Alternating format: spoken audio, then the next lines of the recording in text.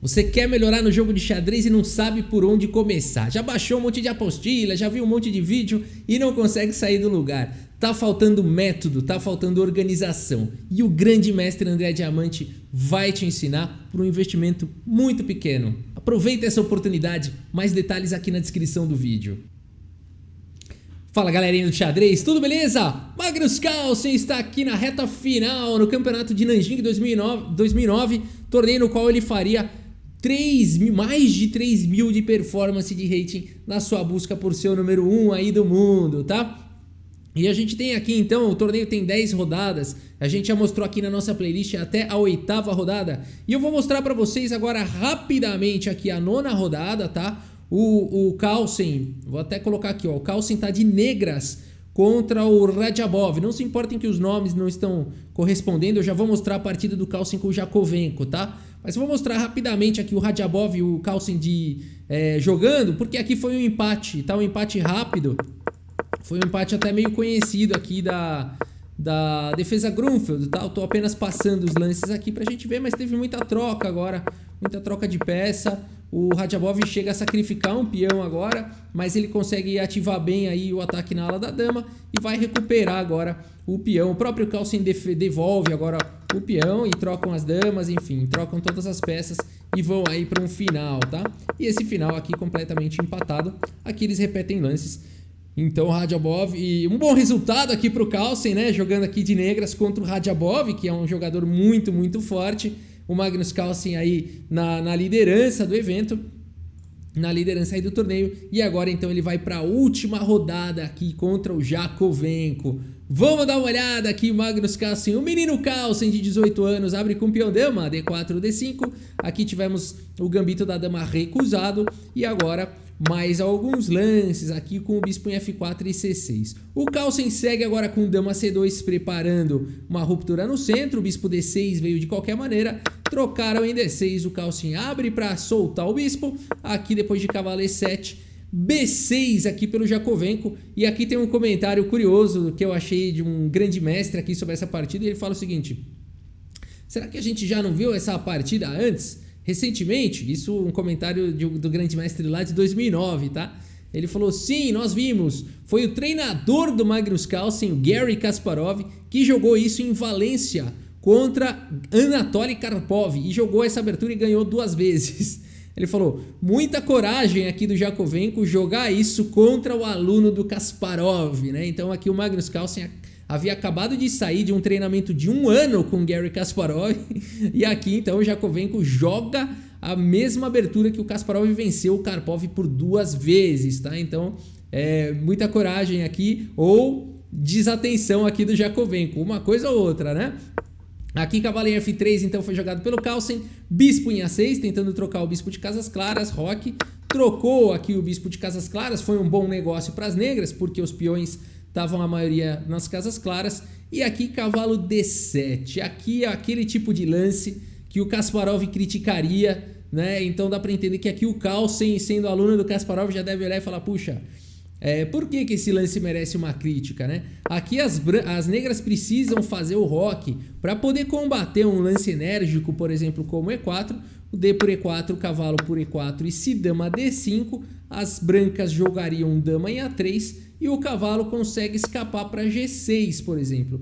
Isso já não acontece quando aqui não é feito o roque, tá? Então, por exemplo, nessa posição não foi feito o roque, foi feito cavalo D7 e já começa a existir problema. O Magnus Carlsen vai para esse lance dinâmico então de E4 e aqui o Jakovenko faz o roque.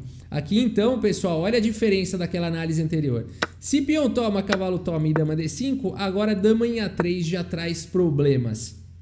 Pressiona o cavalo, já não pode mais dar roque, né? Aqui se capturar o cavalo em E4 pode abandonar. Torre aqui em E1, tá atacando a dama, tá atacando o cavalo, já não tem mais muito o que fazer, né? Vai perder a dama.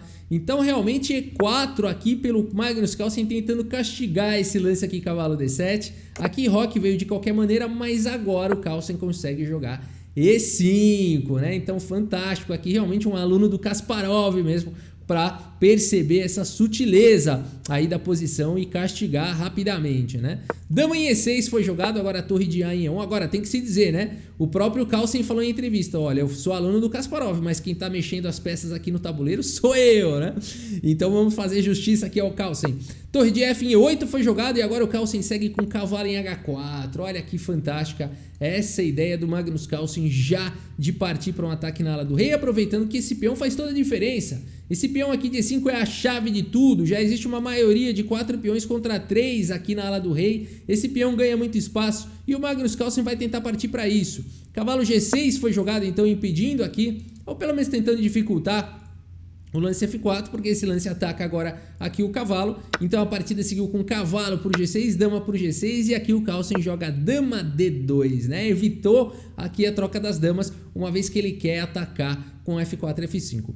Cavalo em F8 foi jogado agora aqui pelo Jakovenko. Uma possibilidade seria jogar C5, não seria bom aqui, né? Você fala, poxa, tá quase que gritando aqui para jogar C5. Na verdade não, porque você deixa o cavalo entrar aqui em B5 com todo tipo de ataque na posição.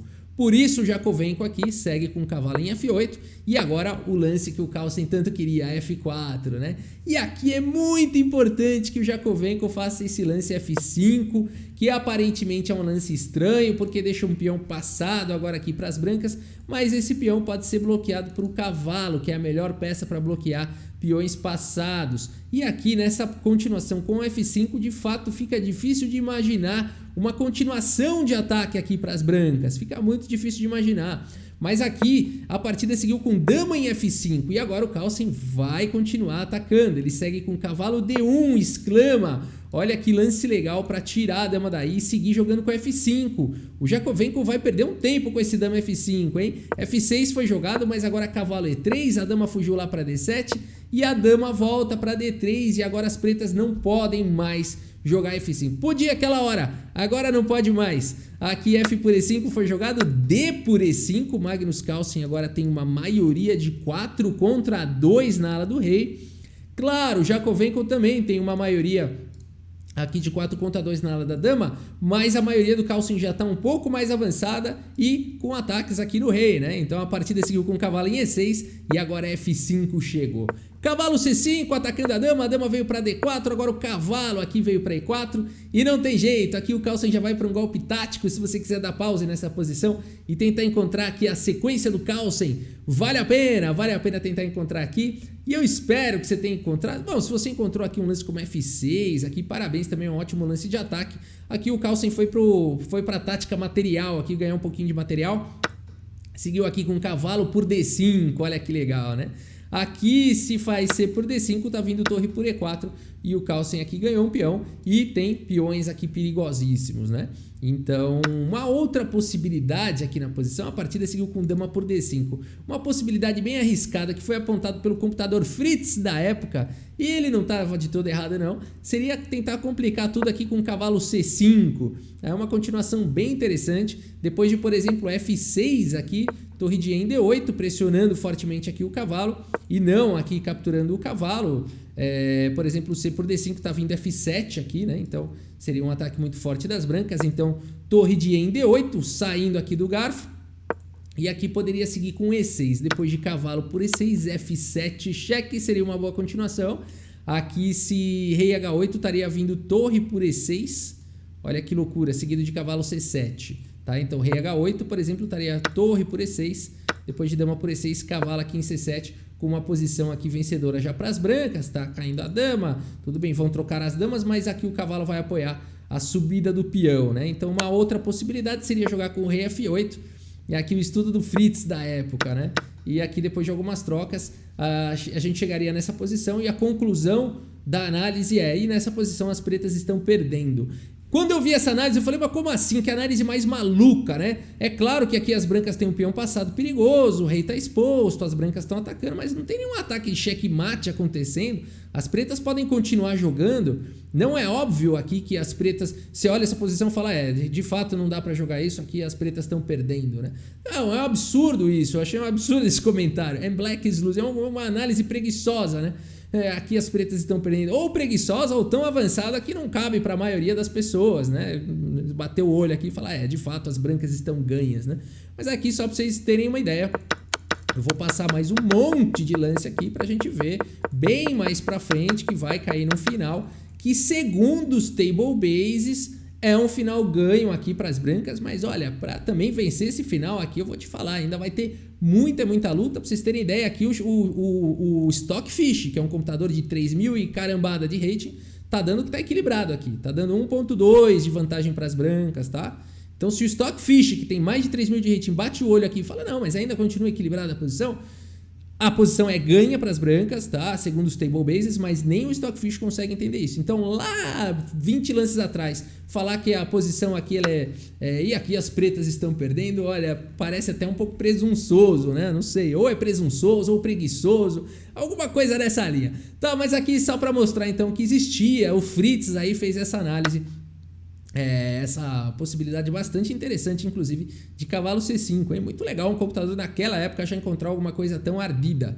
Mas a partida seguiu aqui com dama por D5 e agora o Magnus Carlsen recupera sua peça com dama por E4 e tem um peão a mais. Será que ele vai vencer? Bom, ele vence finais empatados. Será que ele também vence finais com um peão a mais? Vamos ver.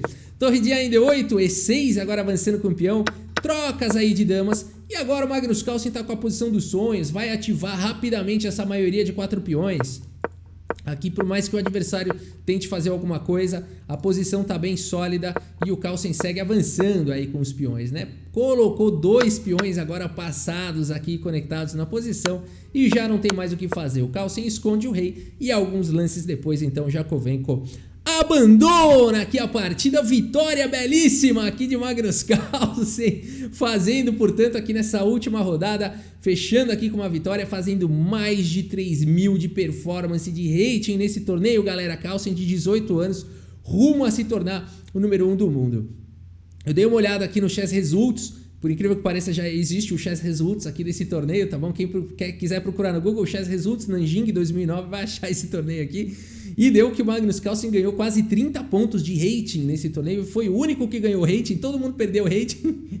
O Carlsen levou quase 30 pontos de rating aqui e, portanto, ele viria um pouco tempo depois a se tornar o número 1 do mundo de rating. Ele não foi campeão do mundo porque ele não quis jogar o candidato, não quis jogar o torneio de 2011, tá? E ele foi porque ele alegou lá que a FIDE, as condições não eram justas e tudo mais, e ele foi jogar só em 2013, o ano que ele viria a se tornar campeão do mundo, né?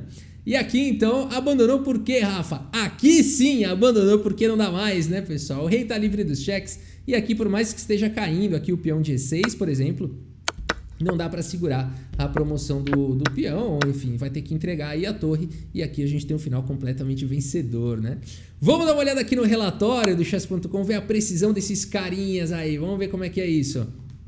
Aqui então a gente tem, olha só, 95,3% de precisão para o Carlsen, ele dominou a partida, né? Aquele gráfico, tipo de partida que ele adora, né? Dominando, pequena vantagem aqui, pequena vantagem lá, 95,3% de precisão. E o Jakovenko foi um pouco menos preciso, ele precisaria ter jogado aquele F5 que a gente falou durante a partida. Ao não fazer isso, o Magnus Carlsen castigou de fato ali, conseguiu ativar a maioria na ala do rei, e quando o Jakovenko viu já não dava mais, né? É isso, galera, espero que vocês tenham curtido aí essa playlist aí, postem aí nos comentários se vocês gostaram desse formato de playlist, se de repente vocês querem sugerir algum outro torneio, alguma outra coisa aí pra gente também cobrir aí outra playlist. Muita gente tá pedindo outro torneio importante da vida do Carlsen, que foi logo depois desse, alguns anos depois, em Londres, né? Também acho que tá aí uma boa sugestão, mas enfim, tô aberto a demais sugestões aí. E saber se vocês gostaram desse formato aí de playlist, se ficar legal de acompanhar a gente ter um protagonista, né, em algum torneio e dar uma olhada nessa sequência. Tá bom, pessoal, é isso. Espero que vocês tenham curtido o vídeo e a playlist. Muito obrigado pela sua audiência. Um grande abraço para todos vocês e até a próxima. Valeu! Cavalo H5 no tabuleiro de xadrez. De xadrez.